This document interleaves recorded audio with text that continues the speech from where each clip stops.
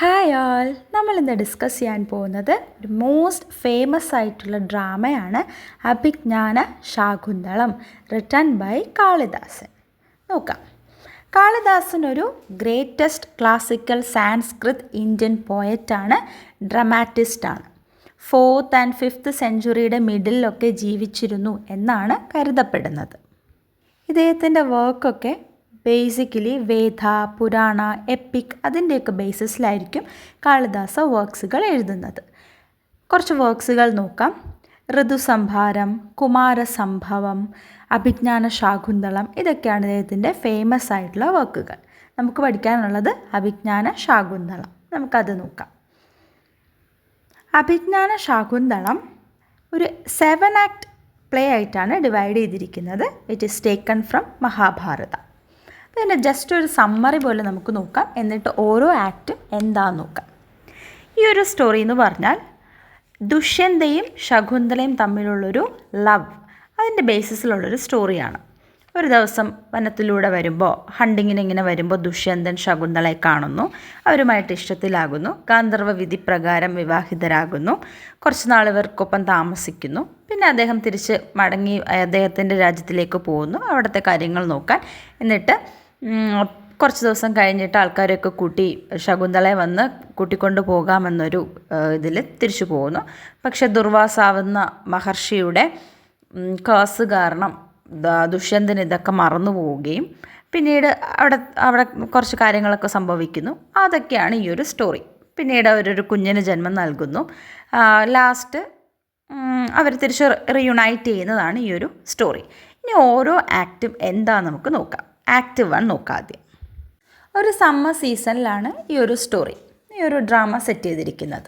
അപ്പം നറേറ്ററാണ് ഈ ഒരു കഥ പറയുന്നത്. ആദ്യം തന്നെ ദുഷ്യന്തനെയും ശകുന്തളയൊക്കെ ഇൻട്രൊഡ്യൂസ് ചെയ്യുന്നുണ്ട്. ഞാൻ നേരത്തെ പറഞ്ഞ പോലെ ദുഷ്യന്തൻ വനത്തിലൂടെ ഇങ്ങനെ ഡിയറിനെ ഇങ്ങനെ മേയിച്ചുകൊണ്ട് അതിനെ ഇങ്ങനെ ചേസ് ചെയ്തുകൊണ്ട് ഇങ്ങനെ വരികയാണ് ചെയ്യുന്നത്. പെട്ടെന്ന് കണ്ണു മഹർഷിയുടെ ആശ്രമം കാണുന്നു. അങ്ങോട്ടേക്ക് പോകുന്നു. കാരണം ഈ ഒരു മാൻകുട്ടി അങ്ങോട്ടേക്കാണ് കയറി പോകുന്നത്. അപ്പോൾ കണ്ണു മഹർഷിയുടെ ആശ്രമത്തിലോട്ട് ദുഷ്യന്തനും പോകുന്നു. എന്നിട്ട് ഈ മാനിനെ കൊല്ലാനായിട്ട് നോക്കുകയാണ്. അപ്പോൾ പെട്ടെന്നൊരു മുനി വന്നിട്ട് പറയും, കണ്ണു മഹർഷിയുടെ ആശ്രമത്തിന് ചുറ്റിനും ഇങ്ങനെയൊന്നും ചെയ്യാൻ പറ്റത്തില്ല, ആരെയും കൊല്ലാനോ അതിനൊന്നും പറ്റത്തില്ല എന്ന് പറയുന്നു. അപ്പോൾ പിന്നെ ദുഷ്യന്തൻ അത് ചെയ്യുന്നില്ല. അന്ന് ആ ദിവസം കണ്ണു മഹർഷി അവിടെ ഉണ്ടായിരുന്നില്ല. പെട്ടെന്ന് ഇദ്ദേഹം അതിന് ചുറ്റും, ആ പരിസരമൊക്കെ നല്ല മനോഹരമായൊരു ആശ്രമമാണത്, അതിന് ചുറ്റും ഇങ്ങനെ നോക്കുമ്പോൾ 3 പെൺകുട്ടികൾ ഇങ്ങനെ സംസാരിച്ചും കളിച്ചും ചെടിക്ക് വെള്ളം ഒഴിച്ചൊക്കെ ഇങ്ങനെ നിൽക്കുന്ന കാണും. അതിലാണ് ഈ ശകുന്തളയെ ആദ്യമേ കാണുന്നത്. കാണുന്ന ആ മൊമെൻറ്റിൽ തന്നെ he fell in love with Shakuntala. അപ്പം ശകുന്തളയുടെ 2 കൂട്ടുകാരികളുടെ പേരാണ് പ്രിയംവദയും അനസൂയയും. അപ്പോൾ അവരിലൂടെ ഇങ്ങനെ അറിയുന്നുണ്ട്, ഈ ശകുന്തള എന്ന് പറഞ്ഞാൽ വിശ്വാമിത്രയുടെയും മേനകയുടെയും മകളാണ്, കണ്ണു മഹർഷിയുടെ വളർത്തു മകളാണെന്നൊക്കെ അറിയുന്നുണ്ട്. അപ്പോഴത്തേക്ക് ഒരു വാരിയറാണ്, ആ ഒരു ഫാമിലിയിൽ പെട്ട ഒരാളാണല്ലോ. അപ്പോൾ ദുഷ്യന്തന് നല്ല സ്യൂട്ടബിൾ ആയിട്ടുള്ളൊരു ബ്രൈഡ് തന്നെയാണ് എന്ന് ഇദ്ദേഹം അറിയുന്നു. And they love each other. അവർ പരസ്പരം കാണുന്നുണ്ട്. And they love each other. അതാണ് ആക്ട് 1 പറയുന്നത്. ഇനി ആക്ട് 2. ആക്ട് 2 ഈ വിദൂഷകൻ എന്ന് പറയുന്ന ഒരാളുണ്ടല്ലോ ഈ ഡ്രാമസിലൊക്കെ. അപ്പോൾ അദ്ദേഹത്തിനോട് ഇദ്ദേഹം കാര്യമൊക്കെ പറയുന്നുണ്ട്. അങ്ങനെ വിദൂഷകൻ പറയുന്നു, നമുക്കിനി കുറച്ച് ദിവസവും കൂടെ ഈ വനത്തിൽ തന്നെ താമസിച്ച് ഈ കാര്യങ്ങളൊക്കെ കൂടുതലായിട്ട് അറിയാനും കാണാനും ഒക്കെ പറ്റുമല്ലോ എന്ന് പറഞ്ഞ് അവരവിടെ തന്നെ നിൽക്കുന്നു. പക്ഷെ പെട്ടെന്ന് ഈ ദുഷ്യന്തന് അദ്ദേഹത്തിൻ്റെ രാജ്യത്ത് നിന്നും, അദ്ദേഹത്തിൻ്റെ ആ ഒരു കൊട്ടാരത്തിൽ നിന്നും ഒരു കത്ത് വരുന്നുണ്ട്. അമ്മയ്ക്ക് എന്തോ സുഖമില്ല, കാണണം എന്നൊക്കെ പറഞ്ഞിട്ടൊരു കത്ത് വരുന്നുണ്ട്. പക്ഷേ ഇദ്ദേഹം തിരിച്ചു പോകാനായിട്ട് കൂട്ടാക്കാതെ ഇവിടെ തന്നെ നിൽക്കുന്നു. എന്നിട്ട് വിദൂഷകനോട് പറയാണ്, ഈ കാര്യങ്ങളൊന്നും ആരോടും പറയരുത്, രഹസ്യമായി തന്നെ ഇരുന്നോട്ടെ, നമുക്കിവിടെ തന്നെ കുറച്ച് ദിവസം നിൽക്കാമെന്ന് പറയുന്നു. ഇതാണ് ആക്ട് 2. ഇനി നമുക്ക് ആക്ട് 3 എന്താണെന്ന് നോക്കാം.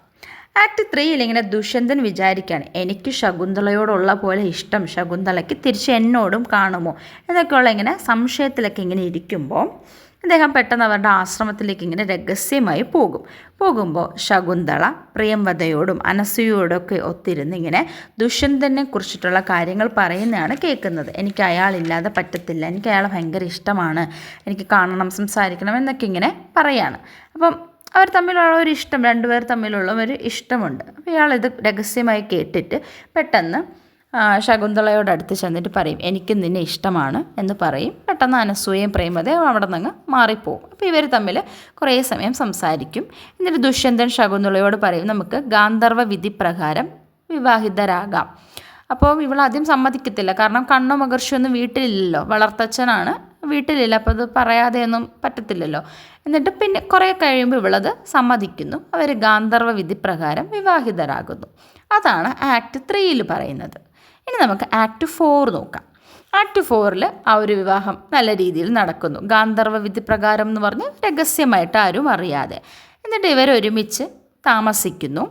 എന്നിട്ട് ഇയാൾ തിരിച്ച് ഇദ്ദേഹത്തിൻ്റെ, അപ്പോൾ ഇയാൾ രാജ്യത്തിനോട് ചെയ്യേണ്ട കാര്യങ്ങളും അയാളുടെ ഡ്യൂട്ടിയും റെസ്പോൺസിബിലിറ്റീസ് എല്ലാം മറന്നാണ് ഇവളുടെ ഒപ്പം ഇങ്ങനെ നിൽക്കുന്നത്. പെട്ടെന്ന് ഇയാൾക്ക് തിരിച്ചു പോകണമല്ലോ, ഇത്രയും നാളൊന്നും ഇങ്ങനെ വിട്ട് നിൽക്കാൻ പറ്റത്തില്ല. അങ്ങനെ തിരിച്ച് സ്വന്തം നാട്ടിലേക്ക് പോകാൻ ഒരുങ്ങുന്നു. എന്നിട്ട് ഇവൾക്കൊരു വാക്ക് കൊടുക്കുകയാണ്, ഞാൻ കുറച്ച് നാൾ കഴിഞ്ഞ് അവിടെ നിന്ന് ആൾക്കാരെയൊക്കെ കൊണ്ടുവന്ന് നിന്നെ നല്ല രീതിയിൽ എല്ലാവരും അറിയെ തന്നെ കൊണ്ടുപോകും എന്ന് പറഞ്ഞിട്ടൊരു മോതിരം ഇവൾക്ക് സമ്മാനമായിട്ട് കൊടുക്കും. എന്നെ ഓർമ്മിക്കണം എന്നൊക്കെ തോന്നുമ്പോൾ ഈ മോതിരത്തിൽ നോക്കിയാൽ മതി എന്നൊക്കെ പറഞ്ഞിങ്ങനെ വാക്ക് കൊടുത്ത് മോതിരം അവൾക്ക് തിരിച്ചു കൊടുക്കും. അപ്പോൾ ഇവളാണെങ്കിലോ സദാ നേരവും ദുഷ്യന്തനെക്കുറിച്ച് തന്നെ ആലോചിച്ചുകൊണ്ടിരിക്കും. അങ്ങനെ പെട്ടെന്നൊരു ദിവസം ദുർവാസാവ് എന്ന് പറയുന്ന മഹർഷി, ഭയങ്കര കുപ്രകോപിയായിട്ടുള്ള വ്യക്തിയാണ്, അയാളിങ്ങനെ ഈ കണ്ണോ മഹർഷിയെ കാണാനായിട്ട് ആശ്രമത്തിലേക്ക് വരുമ്പോൾ ശകുന്തള ഇങ്ങനെ ആരെയോ ആലോചിച്ചിങ്ങനെ സ്വപ്നലോകത്തിരിക്കുന്നതാണ് കാണുന്നത്. അപ്പോൾ ദുർവാസാവ് ഇവളെ ശപിക്കുകയാണ്. നീ ആരെയാണോ ഇപ്പോൾ ഓർത്തുകൊണ്ടിരിക്കുന്നേ അയാൾ നിന്നെ മറന്നു പോകട്ടെ എന്ന് പറഞ്ഞ് ശപിക്കുന്നു. അങ്ങനെ ശപിക്കുന്നതൊന്നും ശകുന്തള അറിയുന്നില്ല, അവൾ സ്വപ്നലോകത്തിൽ തന്നെയാണ്.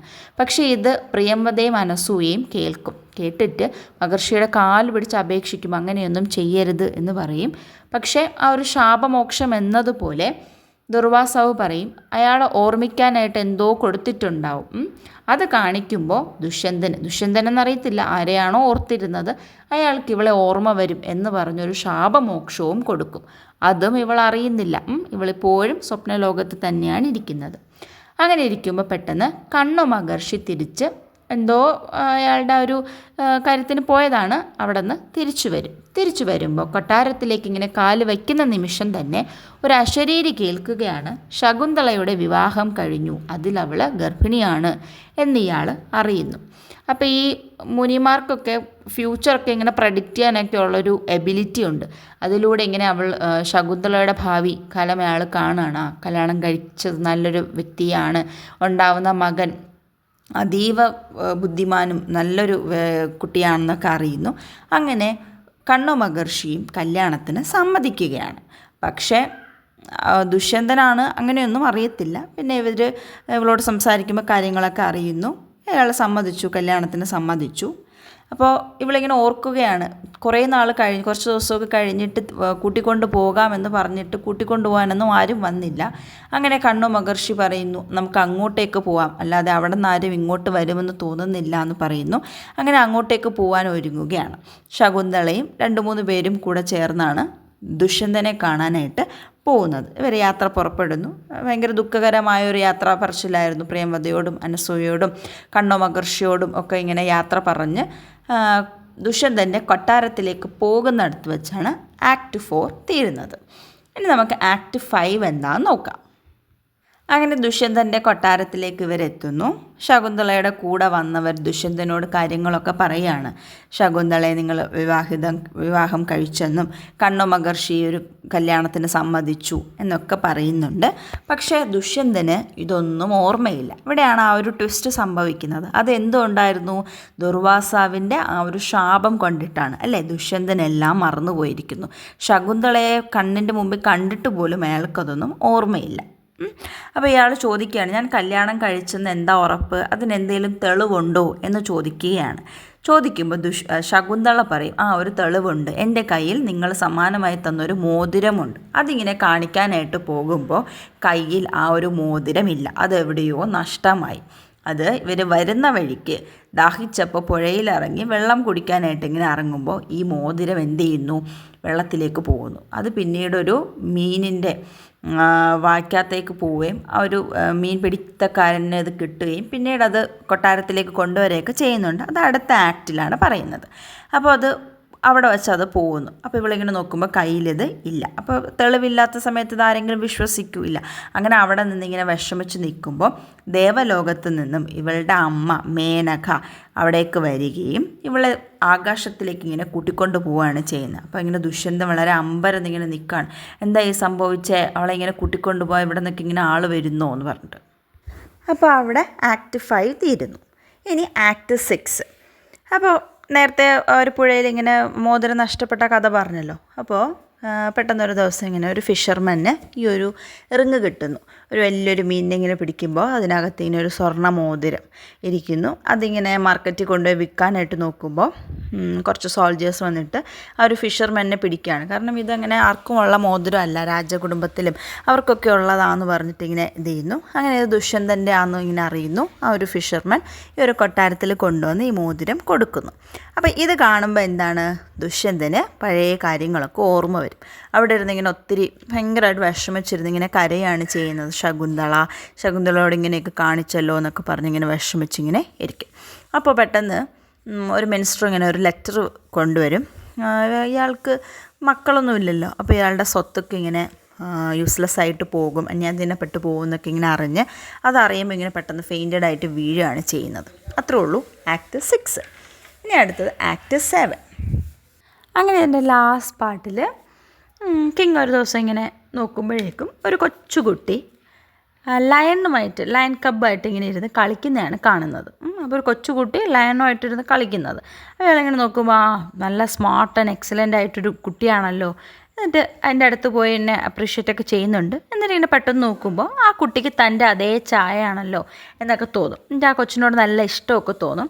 അപ്പോൾ കൊച്ചു പറയും, എൻ്റെ അമ്മയുടെ പേര് ശകുന്തള എന്നാണ്. അപ്പോൾ ആ ഒരു കേസൊക്കെ പോയി, മോതിരമൊക്കെ കിട്ടിയപ്പോൾ കേസൊക്കെ പോയല്ലോ. അപ്പോൾ ദുഷ്യന്തനെല്ലാം തിരിച്ച് ഓർമ്മ കിട്ടി. അപ്പോൾ ഇത് എൻ്റെ മോനാണല്ലോ, ശകുന്തള എൻ്റെ ഭാര്യയാണല്ലോ എന്നൊക്കെ ഇങ്ങനെ ഓർമ്മ വരും. അപ്പോൾ പുരു വംശത്തിലെ കുട്ടിയാണെന്നും പറയും. അവരുടെ ആ ഒരു ഡൈനാസ്റ്റിയുടെ പേരാണ്. അങ്ങനെ ഇയാൾ തിരിച്ചറിയുന്നു, ഇത് എൻ്റെ മകൻ തന്നെയാണ്, ശകുന്തളയിൽ എനിക്ക് ജനിച്ച എൻ്റെ മകനാണെന്ന് പറയുന്നു. അങ്ങനെ ശകുന്തളയും അവിടെ വെച്ച് കാണുന്നു. ശകുന്തള ഇയാളുടെ കാലിലൊക്കെ വീണ് ഇങ്ങനെ കരഞ്ഞ് ഇത് ചെയ്യുന്നുണ്ട്. അയാൾ തിരിച്ച് എല്ലാത്തിനോടും സോറി എന്നൊക്കെ പറഞ്ഞ് ഒരു കേസ് കൊണ്ടാന്നൊക്കെ ഇവർ പിന്നീട് അറിയുന്നു. അപ്പോൾ ആ നേരത്തെ കണ്ട ആ കൊച്ചാണ് ഭരതനായി മാറുന്നത്. ഭരതനാണ് ആ കൊച്ചിൻ്റെ പേര്. അങ്ങനെ ഒരു ഹാപ്പി എൻഡിങ്, ഇവരെല്ലാവരും തിരിച്ച് റീയുണൈറ്റ് ചെയ്യുന്ന ഇടത്താണ് ഈ ഒരു ആക്ട് തീരുന്നത്. അപ്പോൾ ഇത്രയേ ഉള്ളൂ ഈ ഒരു ഡ്രാമയുടെ summary. If you need the English version of this, ask in the comment section. Thanks for watching.